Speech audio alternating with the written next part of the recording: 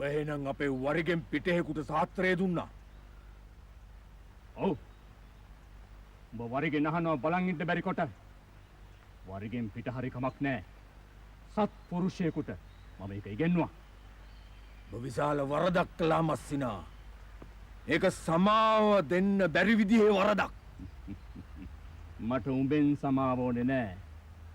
මට හරි කියලා හිතුන් දේ මම කෙරුවා. ඔබ දන්නවනේ අපේ පරම්පරාවේ නීතිය. ඒ නීතිය කඩකලයකෙකුට මම දඬුවම් දුන්නා.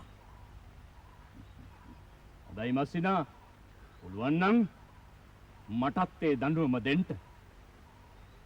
ඒක එච්චර ලේසි නැති බව මම දන්නවා සේතුපාල. පුරාණ චාරිත්‍රානුකූලව මං ඔබට අභියෝග කරනවා. අංගම් 6කින් දෙකින් එකක් බේරගම්මු. එන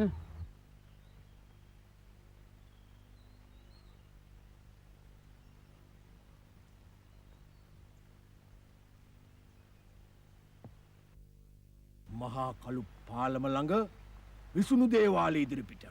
එතන හොඳයි. කිසි කෙනෙක් එන්නේ නැහැ. හවදද?